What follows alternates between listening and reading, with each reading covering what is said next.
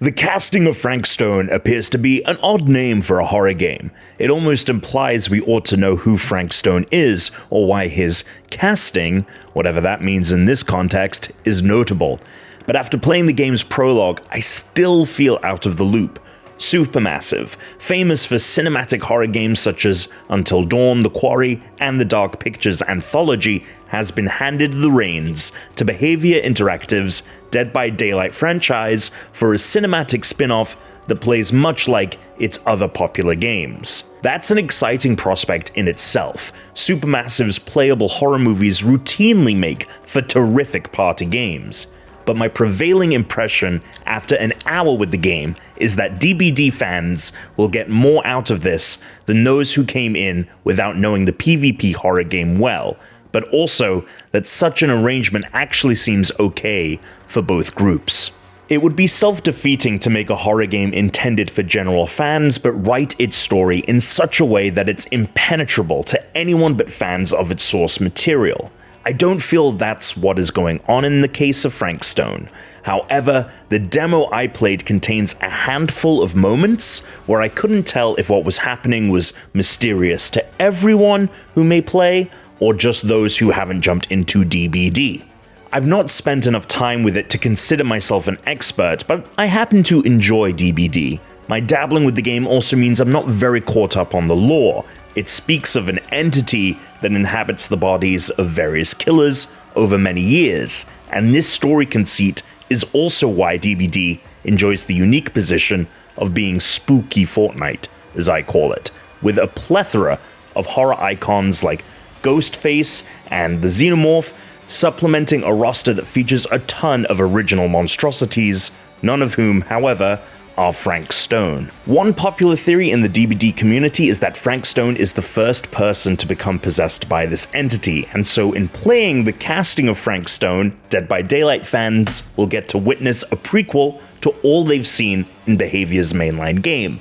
But if you're among the uninitiated, I don't think there's any reason to worry. For you, like the demo was for me, the casting of Frank Stone may just be an intriguing supernatural horror story, no strings attached, and no homework required. Exploring the demo, I did see at least one definitive DBD Easter egg in the form of a doll resembling one of the game's killers, but if anything else was directly tied to the game, it went over my head, or was perhaps shrouded in darkness. But the story beats, as best as I can tell, don't require any additional reading. The demo takes place decades ago in the fictional Cedar Hills, Oregon, and casts players as a young cop investigating the disappearance of a little boy. That brings him to a steel mill and in the presence of a strange old man and his dog who guard the place overnight. As the officer explores the mill, players will solve minor environmental puzzles and choose dialogue options, which in turn shape his relationship with the caretaker.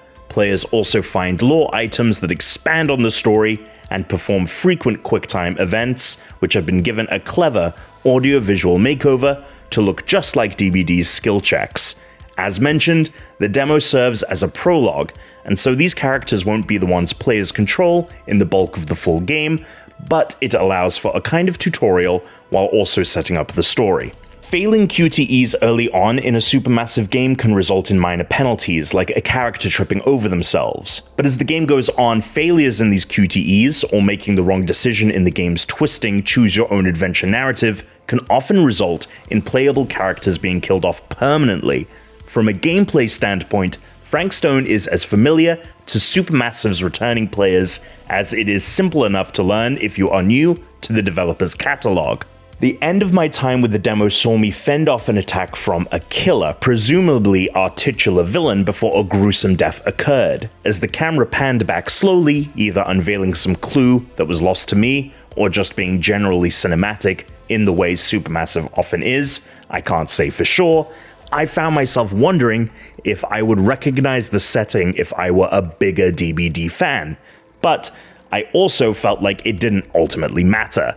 Surely even DBD obsessives aren't intended to understand the game's story after one chapter, so if this dramatic shot meant a bit more to them than it did to me, I'm cool with that. For me, Frank Stone may be the latest spooky romp through an interactive movie in which all of the playable characters can die or live by the end of the game, depending on my decisions. For bigger Dead by Daylight fans, there's certainly an additional layer to enjoy, which in turn may well create new DBD fans anyway, which is the point, of course.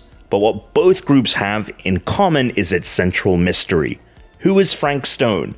And furthermore, why is he homicidal? These disparate groups of players may have different motives, but they're largely asking the same question, and if the game can satisfyingly answer those questions, Supermassive will have its next hit on its hands, while Behaviour may have a new path to expanding its already impressive horror universe.